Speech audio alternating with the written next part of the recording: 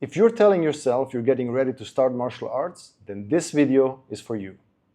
Because most people who say that don't realize they're stuck in a loop they never escape.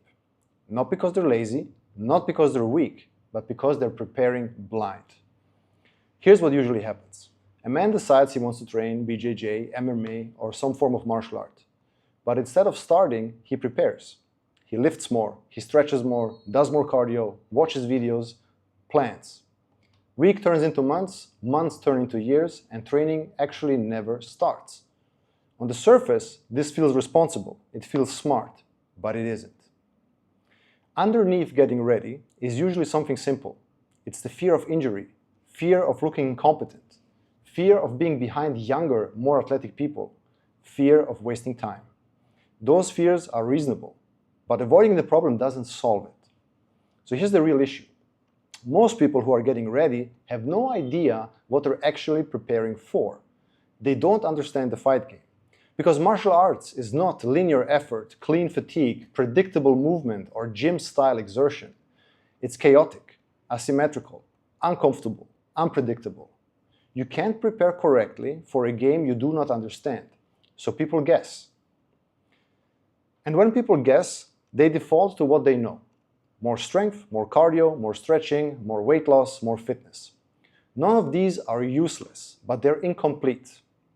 In the previous video, I explained the 5 physical attributes that early starters develop as kids. Most late starters prepare completely different qualities. And that mismatch is a big reason why getting ready doesn't work. Most preparation is abstract. Jogging for grappling, stretching without load, lifting without positions, mobility without pressure. Abstract preparation feels productive, but it has very little relationship to the actual stress of training. So when people finally step into the gym, their body doesn't recognize the demand, and it resists. This is important to understand. Complete readiness does not exist. If you wait until you feel fully ready, you will never start. That day just never comes. But here is something else. There is potential readiness. Potential readiness does not mean being perfect. It means enough resilience to adapt instead of breaking, enough structure to survive pressure, enough mobility to access positions, enough movement skill to not panic, and enough capacity to come back and train again and again. Potential readiness means your body can accept stress and adapt instead of rejecting it. That's the real goal.